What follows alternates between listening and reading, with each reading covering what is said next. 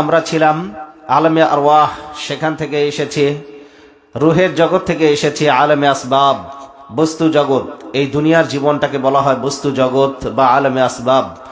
এখান থেকে আবার আমরা আরেকটা জগতে ফিরে যাব, সেই জগৎটির নাম হচ্ছে আলমে বারজাখ, কবরের জীবন। কিসের জীবন বলুন?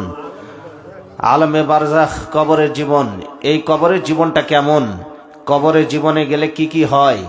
কেউ কোনোদিন দেখে এসে আমাদেরকে বলে নাই যে কবরের জীবনটা এমন, ওখানে গেলে এই হয়। ওই কবরের জীবনটা এই রকমের পরিবেশ, এটা কেউ আমাদেরকে কোনোদিন বলেনি। তবে কবরের জীবন চোখে দেখলে আমরা যেমনটি বিশ্বাস করতাম, আল্লাহ এবং রসুলের কথা বিশ্বাস করেছি চোখে দেখা বিশ্বাসের মতোই। সুবহানাল্লাহ বলেন। মৃত্যু এমন এক অনিবার্য সত্য যেটার মধ্য দিয়েই আমরা আলমে বারজাখে প্রবেশ করব। এই জন্য আলমে বারজাখ, কবরের জীবনকে বরণ করার জন্য প্রতিটি মুমিনের প্রস্তুতি গ্রহণ করা দরকার। আর সেটার প্রবেশদ্বার হচ্ছে মৃত্যু। সেটার প্রবেশদ্বার কি বলুন? কবরের জীবনে প্রবেশদ্বার হচ্ছে মৃত্যু। এই মৃত্যুর মধ্য দিয়েই আমরা ওই জগতে প্রবেশ করব। নবীজি সাল্লাল্লাহু আলাইহি ওয়াসাল্লাম তিনি বলছেন, আকসিরু যিকরা হাযিমিল লাজ্জাত, তোমরা মৃত্যুর স্বাদ বিনষ্টকারী মৃত্যুর কথা বেশি বেশি স্মরণ করো। তোমরা দুনিয়ার স্বাদ, লোভ, লালসা এগুলিকে নষ্ট করে দেয়। দুনিয়ার লালসা নষ্টকারী মৃত্যুর স্বাদ বেশি বেশি আস্বাদন করো। কে আদেশ করেছেন? নবীজি আদেশ করেছেন আমাদেরকে সাল্লাল্লাহু আলাইহি ওয়াসাল্লাম। মৃত্যুকে বেশি বেশি যারা স্মরণ করে, নবীজি বলেছেন তারা হলো প্রকৃত জ্ঞানী। তারা কি বলুন তো? সাহাবায়ে কেরাম জিজ্ঞাসা করলেন, ইয়া রাসূলুল্লাহ, ইউল মুমিনি আফজল, সবচেয়ে উত্তম মুমিন কে? নবীজি বললেন, আহসানুহুম খুলুকান, যার চরিত্র সবচাইতে ভালো সে হলো সবচাইতে উত্তম।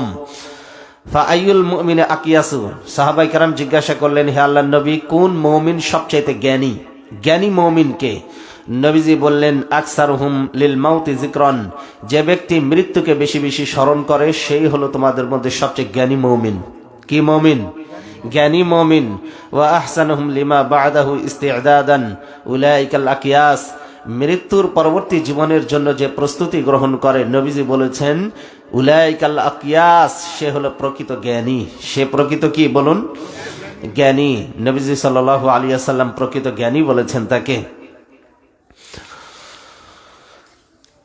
মৃত্যুর কথা বেশি বেশি স্মরণ করা, এটা হলো ইবাদত। মৃত্যুর কথা স্মরণ করা কি বলুন? ইবাদত। মৃত্যু এবং কবরকে স্মরণকারী ব্যক্তি আসলে কে? নবীজি সাল্লাল্লাহু আলাইহি ওয়াসাল্লাম তিনি বলেছেন, আল্লাহর ব্যাপারে লজ্জা করার মতো তোমরা লজ্জা করো। তো সাহাবায়ে কেরাম জিজ্ঞাসা করলেন, হে আল্লাহর নবী, আমরা আল্লাহর ব্যাপারে কিভাবে লজ্জা করব? নবীজি সাল্লাল্লাহু আলাইহি ওয়াসাল্লাম বললেন যে এটা দ্বারা উদ্দেশ্য নয় যে আল্লাহকে লজ্জা করার অর্থ শুধু লজ্জা করা। আল্লাহকে লজ্জা করার অর্থ কি? আল্লাহকে লজ্জা করার অর্থ হলো আল্লাহ তোমাকে যে মাথা দিয়েছে, এই মাথার অন্তর্ভুক্ত যা কিছু আছে সবকিছুকে সংরক্ষণ করা। বলেন মাথার মধ্যে কি কি আছে? মাথার মধ্যে সংরক্ষণ করতে হবে। এই মাথার মধ্যেই আছে দেখবেন চোখ, এর মধ্যে আছে কান, এর মধ্যে আছে নাক, এর মধ্যে আছে মুখ। অর্থাৎ মাথায় এবং মাথার অন্তর্ভুক্ত প্রত্যেকটি অঙ্গকে সংরক্ষণ করা। তার মানে হলো চোখ দিয়ে আজে বাজে জিনিস দেখা যাবে না, কোনো ব্লু ফিল্ম দেখা যাবে না। কান দিয়ে কোনো অশ্লীল গান শ্রবণ করা যাবে না। মুখ দিয়ে খারাপ বাক্য উচ্চারণ করা যাবে না। এগুলিকে সংরক্ষণ করা মানে হলো আল্লাহর সামনে লজ্জাবোধ করা। নবীজি সাল্লাল্লাহু আলাইহি ওয়াসাল্লাম আরো বললেন যে পেট এবং তার অন্তর্ভুক্ত সকল জিনিসকে সংরক্ষণ করা। পেটের সাথে রিলেটেড, পেটের মধ্যে হারাম কোনো জিনিস ভক্ষণ না করে ঢুকানো, এটার ব্যাপারে আল্লাহকে লজ্জা করা। অর্থাৎ পেটের অন্তর্ভুক্ত লজ্জা স্থানে রাফ ব্যবহার করা যাবে না। নিজের স্ত্রী এবং অধিকারভুক্ত কৃতদাসী ছাড়া অন্য কোনো পন্থায় নিজের যৌন চাহিদা পূরণ করা যাবে না। নবীজি সাল্লাল্লাহু আলাইহি ওয়াসাল্লাম বলছেন যে স্মরণ করো মৃত্যু এবং কবরের হাড্ডি। মৃত্যু এবং কবরে তোমার হাড্ডিগুলি চূর্ণ বিচূর্ণ হয়ে যাওয়ার কথা তুমি স্মরণ করো। যে ব্যক্তি পরকালে মুক্তির আশা রাখে, নবীজি তার ব্যাপারে বলছেন সে যেন দুনিয়ার চাকচিক্যকে পরিত্যাগ করে। নবীজি কি বলছেন শুনুন, লা তাযাক্কারুল মাউতা ওমান আরাদাল আখিরাতা তারাকা জিনাতাদ দুনিয়া।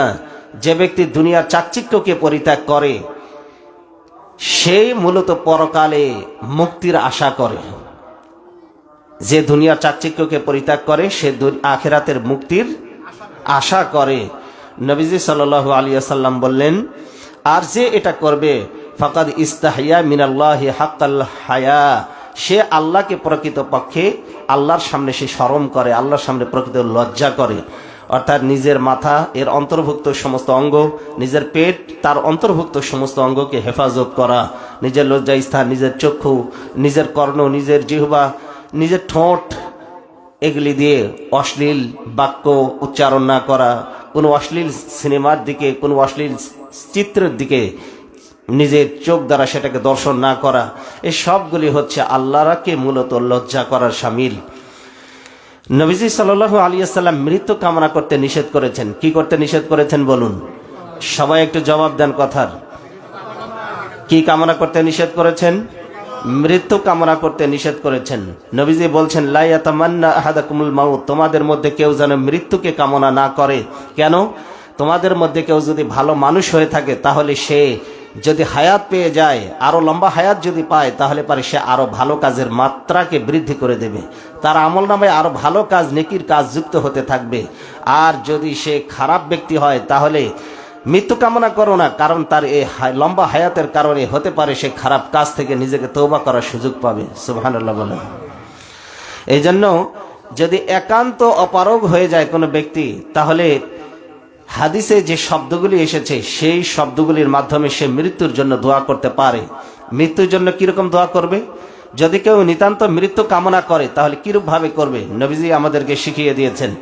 নবীজি বলছেন, তোমাদের কেউ যেন মৃত্যু কামনা না করে, তবে কেউ যদি মৃত্যু কামনা করে তাহলে সে যেন তার রবের কাছে বলে, আল্লাহুম্মা আহয়িনি মা কানাতুল হায়াতু খায়রান লি, আয় আল্লাহ, এই দুনিয়াতে বেঁচে থাকাটা যতদিন আমার জন্য কল্যাণকর ততদিন পর্যন্ত এই দুনিয়াতে আমাকে বাঁচিয়ে রাখো। আর ওয়াতাওয়াফানি ইযা কানাতিল ওয়াফাতু খায়রান লি, আর এই দুনিয়াতে বেঁচে থাকার চাইতে মৃত্যু যদি আমার কাছে শ্রেয় হয়, উত্তম হয়, তাহলে দুনিয়ার জীবনের সফর এর পরিসমাপ্তি শেষ করে আল্লাহ তুমি আমাকে উত্তম মৃত্যু দান করো। সুবহানাল্লাহ। একজন মুমিনের দোয়া কত সুন্দর, যে দুনিয়াতে বেঁচে থাকাটা আমার জন্য কল্যাণকর হলে বাঁচায় রাখো, আর যদি এই দুনিয়া ফিতনা ফাসাদের জামানায় বেঁচে থাকার চাইতে মরে যাওয়াটা আমার জন্য কল্যাণ হয়, তাহলে উত্তম মৃত্যু তুমি আমাকে তোমার পক্ষ থেকে নসিব করো। মৃত্যু কামনা করা জায়েজ, তবে এই মৃত্যু সাধারণ মৃত্যু না, শহীদি মৃত্যু। বলুন কি? শহীদি মৃত্যু কামনা করা জায়েজ। নবীজি সাল্লাল্লাহু আলাইহি ওয়াসাল্লাম বলেছেন, আল্লাহর কসম, ওই সত্তার শপথ যার হাতে আমার জীবন, আমার মন চায় আমি আল্লাহর রাস্তায় লড়াই করি, আবার শহীদ হই, আবার জীবিত হই, আবার লড়াই করি, শহীদ হই, আবার জীবিত হই, আবার লড়াই করি, শহীদ হই। আল্লাহ নবী বলছেন, আমার বারবার মন চাই যে আমি লড়াই করে শাহাদাত বরণ করি। এই জন্য শাহাদাতের মৃত্যু কামনা করা কি জায়েজ আছে। এই জন্য কল্যাণকর মৃত্যুর জন্য আল্লাহর নিকটে দোয়া করতে হবে। নবীজি দোয়া করতেন, আল্লাহুম্মা আসলিহ লি দীনি আল্লাযী হুয়া ইসমাতু আমরি ওয়া আসলিহ লি দুনিয়ায়া আল্লাতী ফিহা মাআশি ওয়া আসলিহ লি আখিরাতি আল্লাতী ফিহা মাআদি ওয়াজআলিল হায়াতা জিয়াদাতান লি ফি কুল্লি খাইরিন ওয়াজআলিল মাউতা রাহাতান লি মিন কুল্লি শাররিন। সুবহানাল্লাহ, কত সুন্দর দোয়া। নবীজি এই দোয়াগুলি করতেন। তুমি আমার দ্বীনি অবস্থাকে সংশোধন করে দাও, তুমি আমার দুনিয়ার অবস্থাকে সংশোধন করে দাও, আমার হায়াতকে বরকতময় করে দাও, আর মৃত্যুর সময় সকল অকল্যাণ থেকে তুমি আমাকে হেফাজত করো। সুবহানাল্লাহ বলেন। সকাল সন্ধ্যায় দোয়াটা পড়তেন, মৃত্যুর সময় যাবতীয় অকল্যাণ থেকে আমাকে কি করো? হেফাজত করো। মৃত্যু যন্ত্রণাটা বড় কঠিন যন্ত্রণা। মৃত্যু যন্ত্রণাটা সবচেয়ে বেদনাদায়ক। আল্লাহ সুবহানাহু ওয়া তাআলা নিজে বলছেন, ওয়াজাআত সাকরাতুল মাউত বিল হক, মৃত্যু যন্ত্রণা আসবেই। কুল্লু নাফসিন যায়িকাতুল মাউত, every soul, every animal must be taste the pain of death. প্রত্যেকটি প্রাণীকে অবশ্যই কি করতে হবে? মৃত্যু স্বাদ আস্বাদন করতেই হবে, কেউ এখান থেকে বাঁচতে পারবে না। কুল ইন্নাল মাউতাল্লাযী তাফিররুনা মিনহু ফাইন্নাহু মুলাকীকুম। আল্লাহ বলছে, মরণ থেকে পালাও তুমি, মরণ তোমায় লইবে ঘিরি। যদিও সুদূর আকাশ পানে লুকাও সেথায় লাগিয়ে সিঁড়ি। এই মহারোগের চিকিৎসক নাই, নাই সে ঔষধ জগতে, খুঁজিয়া কাতর হইলে কি হবে, পারিবে না তারে ফিরাতে। মৃত্যু এমন এক রোগ, যে রোগের ট্রিটমেন্ট, যে রোগের ঔষধ পৃথিবীতে আবিষ্কার হয় নাই। ডাক্তার মৃত্যুবরণ করে না, করে না? পৃথিবীতে জীবিত আছে দু একজনের নজির আছে কি? পৃথিবীতে সব কোরআনের সব বিধিবিধানকে অস্বীকার করতে পারলেও পৃথিবীর কোনো কাফেরের বাচ্চা, কোনো নাস্তিক মুরতাদের বাচ্চা মৃত্যুকে আজ পর্যন্ত অস্বীকার করতে পারে নাই। অনিবার্য এক নির্মম পরিণতির দিকে প্রত্যেকটি মানুষ, প্রত্যেকটি প্রাণীকে এগিয়ে যেতেই হবে। মৃত্যু যন্ত্রণাটা অত্যন্ত বেদনাদায়ক। নবীজি সাল্লাল্লাহু আলাইহি ওয়াসাল্লাম যতটা মৃত্যু যন্ত্রণা উপভোগ করেছেন, পৃথিবীতে আর কেউ এই রকমের মৃত্যু যন্ত্রণা উপভোগ করবে না। সবচেয়ে বেশি মৃত্যু যন্ত্রণা কে উপভোগ করেছেন? নবী করিম সাল্লাল্লাহু আলাইহি ওয়াসাল্লাম সবচেয়ে বেশি মৃত্যু যন্ত্রণা তিনি ভোগ করেছেন। হাদিস থেকে শুনুন, নবীজি বলছেন, মিন কারবিল মাউতি মা ওয়াজাদা। নবীজি সাল্লাল্লাহু আলাইহি ওয়াসাল্লাম যখন মৃত্যু যন্ত্রণায় পতিত হয়ে গেলেন, ক্বালা ফাতিমা ও আকরাবা আবতাহু, নবীজি সাল্লাল্লাহু আলাইহি ওয়াসাল্লামের মেয়ে ফাতিমা রাদিয়াল্লাহু তাআলা আনহা, তিনি তখন আফসোস করে বললেন, আমার পিতার এই মৃত্যু যন্ত্রণা, এই বলে তিনি আমার পিতার মৃত্যু যন্ত্রণা বলে তিনি আফসোস করছিলেন। নবীজি সাল্লাল্লাহু আলাইহি ওয়াসাল্লাম ফাতেমার এই কান্না শুনে তিনি তখন কি বললেন? তিনি তখন বললেন, লা কারবা আলা আবিকা বাদাল ইয়াউম, আজকের পরে তোমার পিতার আর কোনোদিন মৃত্যু যন্ত্রণা হবে না। নবীজি সাল্লাল্লাহু আলাইহি ওয়াসাল্লাম বললেন, ইন্নাহু কাদ হাদারা মিন আবিকা মা লাইসা বিতারিকিম মিনহু আহাদা, তোমার পিতা যে মৃত্যু যন্ত্রণা ভোগ করেছে, এই রকমের মৃত্যু যন্ত্রণা পৃথিবীতে আর কেউ ভোগ করবে না আমার পরে। নবীজি বললেন, আল মুআফাতু ইয়াউমাল কিয়ামা, নবীজি সাল্লাল্লাহু আলাইহি ওয়াসাল্লাম বললেন, কিয়ামত পর্যন্ত কেউ এত কষ্ট পাবে না। নবীজি সবচেয়ে মৃত্যু যন্ত্রণা বেশি কষ্ট ভোগ করেছেন তিনি। এটা বলা হয়েছে ইবনে মাজার 1 নম্বর খণ্ডের আবু আবুল জানায়েজ 1 নম্বর খণ্ডের 1320 নম্বর হাদিসে বলা হয়েছে, নবীজি সাল্লাল্লাহু আলাইহি ওয়াসাল্লামের মৃত্যু যন্ত্রণা সম্পর্কে আয়েশা রাদিয়াল্লাহু তাআলা আনহা তিনি বলছেন যে, নবীজি সাল্লাল্লাহু আলাইহি ওয়াসাল্লামের যখন মৃত্যু যন্ত্রণা যখন শুরু হয়ে গেল, তখন তিনি আমার সিনা, আমার বুকের উপরে তিনি তার মাথাটা রাখলেন। তিনি আমার সিনা এবং এই যে থুতনি, এই থুতনির মাঝখানে তিনি তার মাথাটা রাখলেন। তার মৃত্যু যন্ত্রণা দেখার পর আয়েশা রাদিয়াল্লাহু তাআলা আনহা বলছেন যে, আর কারো মৃত্যু কষ্ট দেখার পরে আমার কাছে মৃত্যু যন্ত্রণার কষ্টকর মনে হয়নি। নবীজি সাল্লাল্লাহু আলাইহি ওয়াসাল্লামের মৃত্যু যন্ত্রণা দেখার পরে কারো মৃত্যুর কষ্ট আমার কাছে আর কষ্টকর বলে মনে হয়নি। এত কষ্ট নবীজি সাল্লাল্লাহু আলাইহি ওয়াসাল্লাম মৃত্যুর সময় তিনি উপভোগ করেছেন। এজন্য এই হাদিসটি আমরা দেখতে পাই বুখারীতে কিতাবুল মাগাজি, সেখানে উল্লেখ করা হয়েছে। মৃত্যুর সময় ইমানদারের মৃত্যু হয় এক রকমের, আর কাফেরদের মৃত্যু হয় আর এক রকমের।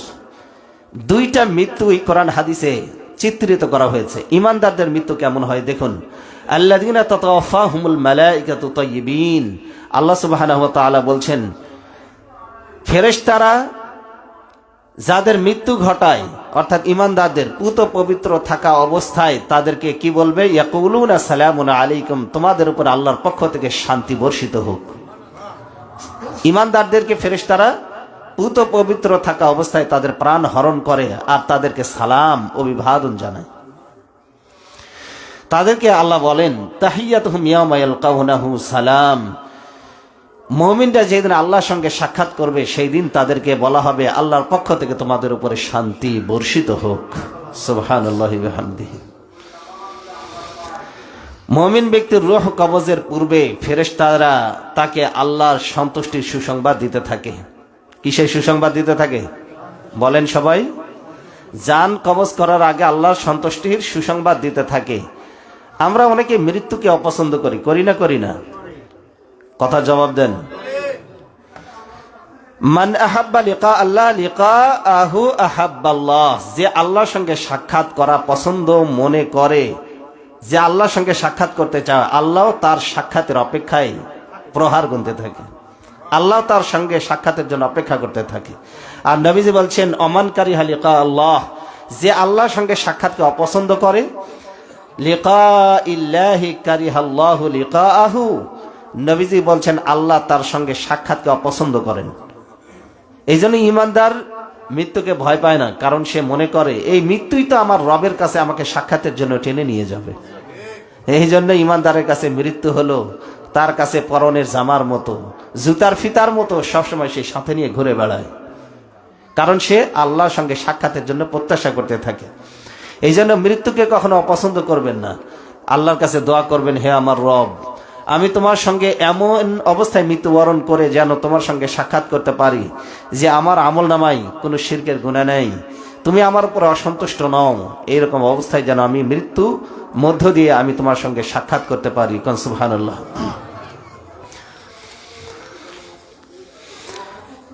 এবার আসুন আমরা দেখব যে ইমানদারের মৃত্যুর সময় হাদিসে নবীজি সাল্লাল্লাহু আলাইহি ওয়াসাল্লাম কিরূপ ভবিষ্যৎবাণী করেছেন, যে ইমানদারের মৃত্যুর সময় তার চিত্রটা কেমন হয়। খুব ভালো করে খেয়াল করবেন, মনোযোগ আছে?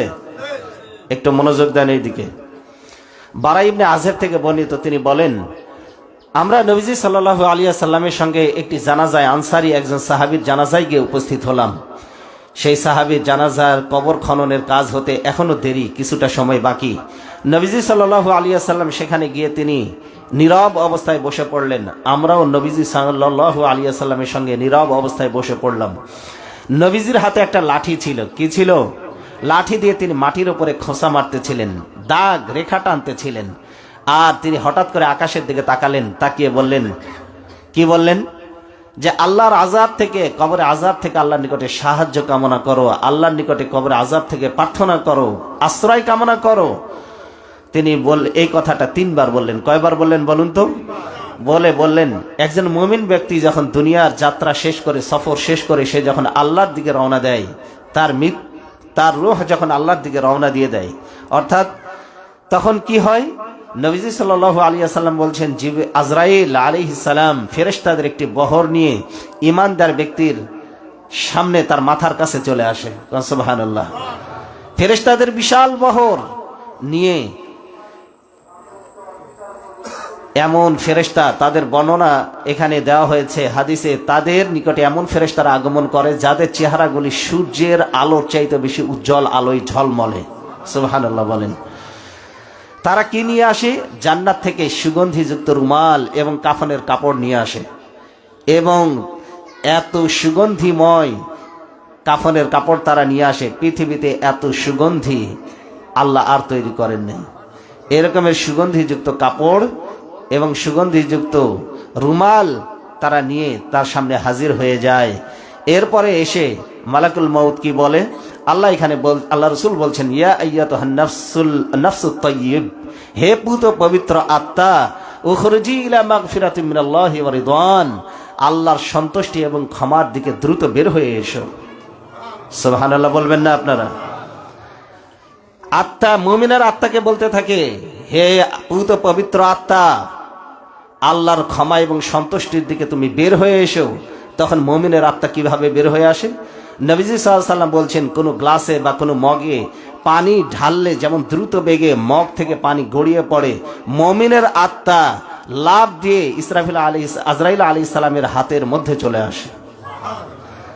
যখন হাতে চলে আসে ফেরেশতার হাতে, অন্যান্য ফেরেশতারা জান্নাত থেকে আনা সেই রুমাল, সেই কাফনের কাপড় দিয়ে ওই আত্মাটাকে পেঁচিয়ে দেয়। সুবহানাল্লাহ বলেন। এবং ওই রূহ পৃথিবীতে বিদ্যমান যত সুগন্ধি আছে সবচেয়ে উন্নত সুগন্ধির ঘ্রাণ দিয়ে বিমোহিত করে ফেলা হয়। পৃথিবীতে যত উন্নত, সমৃদ্ধ, যত সুগন্ধি রয়েছে, পৃথিবীতে বিদ্যমান উন্নত সুগন্ধির ঘ্রাণ আসতে থাকে তার ওই কাফনের কাপড় দিয়ে, ফেরেশতারা যেটা নিয়ে আসে। এরপরে ওই আত্মাটাকে নিয়ে ফেরেশতারা আকাশের দিকে রওনা দিয়ে দেয়। যাওয়ার সময় তার কাফনের কাপড় দিয়ে তার আত্মা থেকে এত সুন্দর সুঘ্রাণ ছড়াতে থাকে, পাশের ফেরেশতারা বলে, এই আত্মাটা কার আত্মা? তখন ফেরেশতারা জবাব দেয়, অমুক এলাকায় অমুকের ছেলে অমুকের আত্মা এটি, সে দুনিয়াতে এই সুন্দর নামে পরিচিত ছিল, তার আত্মা। ফেরেশতারা ওই আত্মাকে অভিবাদন জানাতে থাকে। ফেরেশতারা মুমিনের ওই আত্মা নিয়ে চলে যায় দুনিয়ার প্রথম আকাশে। নিয়ে যাওয়ার পর দরজা খোলার জন্য অনুমতি চায়, তার দরজা খুলে দেওয়া হয়।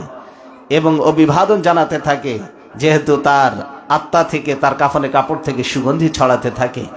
প্রথম আসমানের ফেরেশতারা দ্বিতীয় আসমান পর্যন্ত ওই আত্মাকে এগিয়ে দিয়ে আসে ফেরেশতাদের সাথে, এভাবে চলে যায় সপ্ত আকাশ পর্যন্ত। এরপরে আল্লাহ সুবহানাহু ওয়া তাআলা কি বলেন? আল্লাহ সুবহানাহু ওয়া তাআলা, আল্লাহর পক্ষ থেকে নির্দেশ আসে যে আমার এই বান্দা, তার নামটা ইল্লিয়িন, সপ্ত আকাশের উপরে মুমিনদের আত্মাগুলি যেই জায়গায় জমা হয়, ওই জায়গায় আমার এই বান্দার আত্মাটাকে তোমরা লিপিবদ্ধ করে দাও। সুবহানাল্লাহ। এবং তার রূহটাকে তোমরা জমিনে ফেরত পাঠিয়ে দাও, আর ইল্লিয়িনে তার আত্মাটাকে লিপিবদ্ধ করে দাও।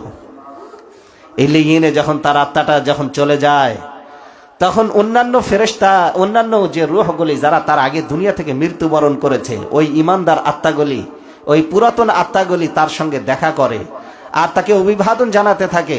অন্যান্য আত্মারা বলে, দুনিয়াতে বড় কষ্ট করেছে, সে ক্লান্ত, তাকে তোমরা বিশ্রাম করতে দাও।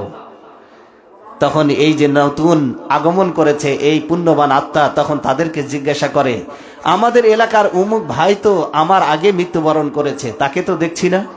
তখন তারা জবাব দেয়, সে তো জাহান্নামী হয়ে, সে সিজ্জিনে আল্লাহর জাহান্নামের আগুনের কারাগারে বন্দী হয়ে গেছে।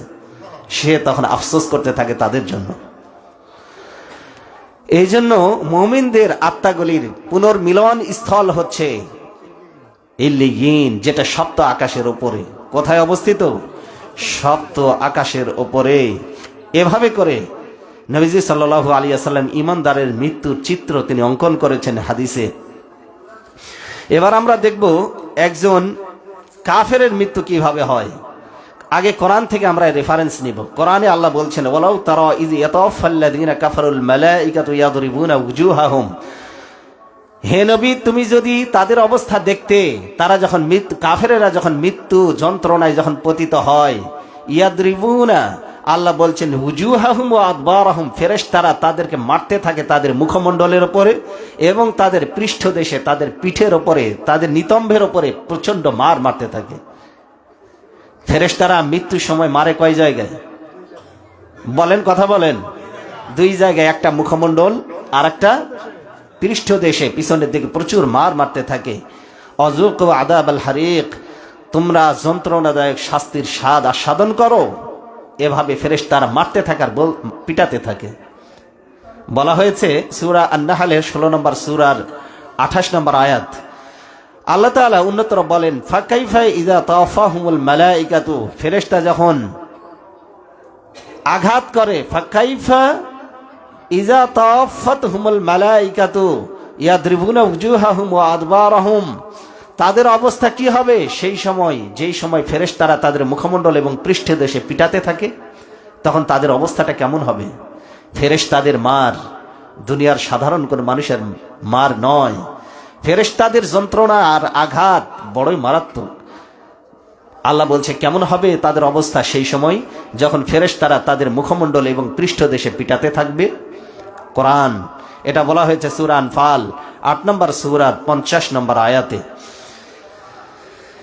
দেখুন এখানে কাফেরের মৃত্যুটা কেমন হবে। বারা ইবনে আযিব থেকে বর্ণিত, তিনি বলেন, নবীজি সাল্লাল্লাহু আলাইহি ওয়াসাল্লাম আনসারী একজন ব্যক্তির জানাজায় অংশগ্রহণ করেছিলেন। কবর খননের কাজ এখনো হতে কিছুটা দেরি আছে। নবীজি নীরব নিস্তব্ধ হয়ে বসে পড়লেন, আমরাও তার পাশে নীরব নিস্তব্ধ হয়ে বসে পড়লাম। নবীজির হাতে ছিল লাঠি, এই লাঠি দিয়ে তিনি একটা রেখা টানতেছিলেন। আর তিনি হঠাৎ আসমানের দিকে মাথা উঁচু করে বললেন, তোমরা কবরের শাস্তি থেকে আল্লাহর কাছে পানা চাও। এই কথা বলে তিনি বললেন, একজন বেঈমানের আত্মাকে জান কবজ করা হয় এইভাবে যে সে যখন মৃত্যু যন্ত্রণায় পতিত হয়, মালাকুল মউত আজরাইল আলাইহিস সালাম তখন তার কাছে আসে এবং তার কাছে কেমন অবস্থায় আসে? নবীজি সাল্লাল্লাহু আলাইহি ওয়াসাল্লাম বলছেন, ফেরেশতা কালো চেহারা বিশিষ্ট। আগে বলেছি ইমানদারদের যখন জান কবজ করে তখন সূর্যের আলোর ন্যায় উজ্জ্বল আলোয় ঝলমলে চেহারা নিয়ে আসে।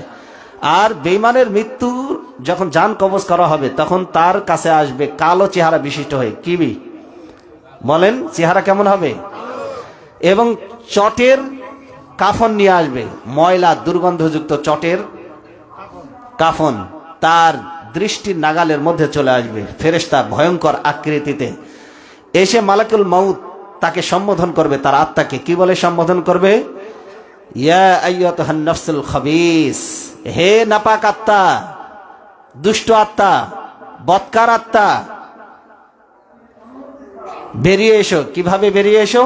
উখরুজি ইলা সাখাতিন মিনাল্লাহি ওয়া গাদাবিহি, আল্লাহর ক্রোধ এবং রাগের দিকে বের হয়ে এসো। আল্লাহ তোমার উপরে প্রচন্ড রাগান্বিত, আল্লাহ তোমার উপরে প্রচন্ড রাগান্বিত, এখন বের হয়ে এসো তুমি।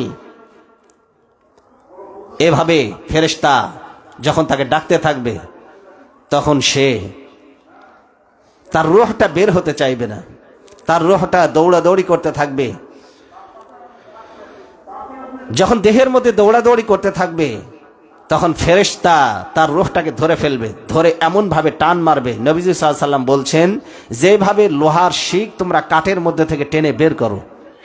উদাহরণটা বুঝতে পারছেন তো? কাঠের মধ্যে থেকে কোনো পেরেক যখন বের করা হয়, তখন যেভাবে টেনে হিঁচড়ে ওটাকে তোমরা বের করো, নবীজি সাল্লাল্লাহু আলাইহি ওয়াসাল্লাম বলছেন এইভাবে করে বেঈমানের আত্মাকে খুঁটির ভিতর থেকে শিক যেভাবে টেনে বের করা হয়, ওইরূপভাবে টেনে তার আত্মাটাকে দেহ থেকে আলাদা করা হবে। ওই আত্মাটা ক্ষণিক সময়ের জন্য ফেরেশতার হাতে থাকে না, মুহূর্তের মধ্যে কি হয়ে যায়? ওই চটের দুর্গন্ধযুক্ত কাফনের কাপড়ে তাকে পেঁচিয়ে ফেলা হয়, ওই দুর্গন্ধযুক্ত চটের কাফনে। এরপরে এই পৃথিবীতে বিদ্যমান যত দুর্গন্ধ রয়েছে, সবচাইতে নিকৃষ্ট দুর্গন্ধ দিয়ে তাকে দুর্গন্ধময় করে ফেলা হয়, দুর্গন্ধ ছড়াতে থাকে। এরপরে ওই আত্মা নিয়ে উপরের দিকে রওনা দিয়ে দেওয়া হয়। অন্যান্য ফেরেশতারা তার উপরে লানত এবং গজব বর্ষণ করতে থাকে, যেহেতু তার দুর্গন্ধে ফেরেশতারা অতিষ্ঠ হয়ে যায় এবং বলতে থাকে, কার আত্মা এটি? এই খবিস আত্মাটা কার আত্মা? তখন বলা হয়, উমুক এলাকার উমুকের ছেলে উমুকের আত্মা, সে বড়ই খারাপ মানুষ ছিল, এই খারাপ নামে সে পরিচিত ছিল দুনিয়াতে। পিচ্চি হান্নান, বড় বড় গডফাদার আছে না? বড় বড় গডফাদারদের আসল নামে কেউ চেনে না, সব কি নামে চেনে? ছদ্ম নামে চেনে। বড় বড় সিরিয়াল কিলারদের, যারা মানুষের উপর অত্যাচার করে, এদের আসল নামে কেউ চেনে না, কাউয়া নামে চেনে। মানুষের খুনি ডাইনি নামে চেনে, নরপিচাস নামে চেনে। ফেরেশতারা বলবে, এই বড় বড় খুনিদেরকে মানুষ এই নিকৃষ্ট নামে ডাকতো, এই সেই ব্যক্তি, তার আত্মা নিয়ে যাচ্ছে। দুনিয়ার প্রথম আকাশে যখন নিয়ে যাওয়া হয়, আকাশের দরজা খোলার জন্য যখন আহ্বান জানানো হয়, দরজা খোলা হয় না। আল্লাহর পক্ষ থেকে আওয়াজ আসে, এই নিকৃষ্ট পাপীর আত্মাটাকে ছুঁড়ে ফেলে দাও। ওখান থেকে নিক্ষেপ করে দেওয়া হয়, ছুঁড়ে ফেলা হয় আত্মাটাকে। আর সে আত্মা এসে গ্রেফতার হয়ে যায় সিজ্জিন নামক কারাগারে। কোথায়? সিজ্জিন, যেটা রয়েছে সপ্ত জমিনের নিচে, যেটা আগুনের তৈরি কারাগার। জাহান্নাম হলো সপ্ত জমিনের নিচে, ওখান থেকে ছুঁড়ে ফেলে দেওয়া হয় সপ্ত জমিনের নিচে। আল্লাহ এদের ব্যাপারে বলছেন, কোরআনে এদের ব্যাপারে বলা হয়েছে, আসমানের দরজা খোলা হবে না এদের জন্য। লা তুফাত্তাহু লাহুম আবওয়াবুস সামা ওয়া লা ইয়াদখুলুনাল জান্নাহ হাত্তা ইয়ালিজাল জামালু ফি সাম্মিল খিয়াত। এরা অতদিন পর্যন্ত জান্নাতে প্রবেশ করতে পারবে না, আসমানের দরজা ওদের জন্য ততদিন খোলা হবে না যতদিন সূচের ছিদ্র দিয়ে উট না যাবে। সূচের ছিদ্র দিয়ে কোনোদিন উঠ যাইতে পারবে? আল্লাহর দৃষ্টান্ত লক্ষ্য করেছেন? আল্লাহর দৃষ্টান্তটা লক্ষ্য করেছেন? আল্লাহ সুবহানাহু ওয়া তাআলা বলছেন, অতদিন পর্যন্ত আমি ওদের জন্য জান্নাতের দরজা খুলবো না, আসমানের দরজা খুলবো না যতদিন সূচের ছিদ্র দিয়ে উট না যাবে। তার মানে সূচের ছিদ্র দিয়ে উট যেমন যাওয়া অসম্ভব, এই নাস্তিক মোরতাদ এই কাফের ইসলামের দুশমনদেরও ওই আল্লাহর জান্নাতে যাওয়া, আসমানের দরজা খোলা তাদের জন্য ঠিক তেমনই অসম্ভব। এরপরে আসুন, মৃত ব্যক্তিরা আসলে কি আল্লাহর, আমরা যে কথোপকথনগুলি করি, মৃত ব্যক্তিরা দুনিয়ার এই মানুষের কথোপকথন কি শুনতে পায়? এদের কথার আওয়াজ কি শুনতে পায়? নবীজি সাল্লাল্লাহু আলাইহি ওয়াসাল্লাম যখন বদর যুদ্ধে কাফের বেঈমানেরা যখন নিহত হলো, তখন 3 দিন পর্যন্ত কাফেরদের লাশ বদরের প্রান্তরে পড়েছিল। কতদিন পর্যন্ত? সবাই বলুন, কতদিন পর্যন্ত? 3 দিন পর্যন্ত। নবীজি সাল্লাল্লাহু আলাইহি ওয়াসাল্লাম ওই লাশগুলিকে লক্ষ্য করে বলছেন, এ আবু জেহেল, ইবনে হিশাম, বড় বড় কাফেরদের নাম ধরে ধরে আল্লাহ বলছে, আল্লাহ তো আমার সঙ্গে যে ওয়াদা করেছিলেন সেই ওয়াদা আল্লাহ পূরণ করেছেন। তোমাদের সাথে আল্লাহ যে ওয়াদা পূরণ করেছিলেন সেই ওয়াদাকে আল্লাহ ঠিকঠাক মতো তোমাদেরকে বুঝাই দিয়েছে। মানে আমরা বিজয়ী হব, আল্লাহ ওয়াদা দিয়েছিলেন, আমরা বিজয়ী হয়েছি। আর আল্লাহ তোদেরকে ধ্বংস করে দিবেন। আজকে তোরা মৃত হয়ে লাশ হয়ে পড়ে আছিস, তোরা কি তোদের পাওনা ঠিক মতো বুঝে পেয়েছিস? হযরত ওমর রাদিয়াল্লাহু তাআলা আনহু বললেন, হে আল্লাহর নবী, আপনি কাদের সামনে কথা বলছেন? এদের তো একটারও প্রাণ নাই। নবীজি সাল্লাল্লাহু আলাইহি ওয়াসাল্লাম বললেন, আমার কথাগুলি তোমরা যতটা বুঝতে পারছো, অনুধাবন করতে পারছো, তোমাদের চাইতে বেশি এরা শুনতে পারছে এবং অনুধাবন করতে পারছে। তার মানে মৃত ব্যক্তিরা কথা শুনতে পায়।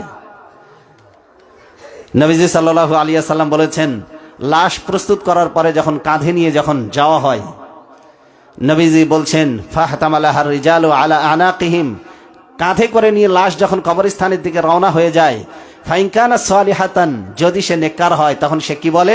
ক্বালাত কদ্দামুনি, আমাকে দ্রুত নিয়ে চলো। কি বলতে থাকে? আমাকে দ্রুত নিয়ে চলো। ওয়াইন কানাত গায়রা সালিহাতিন, যদি সে নেককার না হয়, যদি বদকার আত্মা হয়, মানুষের কাঁধে করে যখন কবরস্থানের দিকে নিয়ে যাওয়া হয়, নবীজি বলেন, ইয়া ওয়াইলানা, তখন সে আফসোস করে বলতে থাকে, হায় আফসোস, ধ্বংস আমার জন্য। আইনা ইয়াযহাবুনা বিহা, আমাকে নিয়ে তোমরা কোথায় যাচ্ছ, কোথায় রওনা দিয়েছো? ইয়াসমাউ সাওতাহা কুল্লু শাইইন ইল্লাল ইনসান ওয়ালাউ সামিআল ইনসানু লা সাইকা। নবীজি বলছেন, ওই মৃত ব্যক্তির আওয়াজ, তার আর্তনাদ মানুষ আর জিন ছাড়া সবাই শুনতে পায়। নবীজি বলছেন, ওই মৃত ব্যক্তি খাটিয়া নিয়ে যাকে নিয়ে তোমরা কবরস্থানের দিকে রওনা দিয়েছো, যদি ওর আওয়াজ তোমরা শুনতে পেতে তাহলে বেহুশ হয়ে পড়ে যেতে। কি হয়ে পড়ে যেতে? তোমরা বেহুশ হয়ে যেতে ওর আওয়াজ শুনতে, ওর আর্তনাদ শুনলে।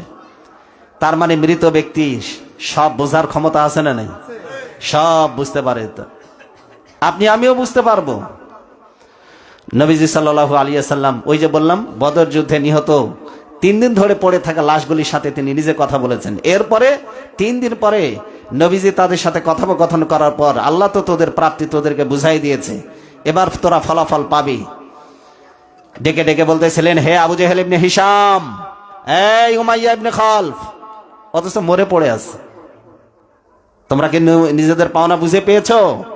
নবীজি সাল্লাল্লাহু আলাইহি ওয়াসাল্লাম আদেশ করলেন, এই সবগুলিকে এক জায়গায় করে আবর্জনা, ওখানে একটা কূপ ছিল কুলাইবে বদর, ওই কুলাইবে বদর নামক ওই আবর্জনা, যেখানে মানুষেরা পচা দুর্গন্ধযুক্ত জিনিস ফেলতো, ওই কূপের মধ্যে ওই লাশগুলিকে ময়লা আবর্জনার স্তূপের মধ্যে ফেলে দাও। ওই কুয়া আজও পর্যন্ত আছে।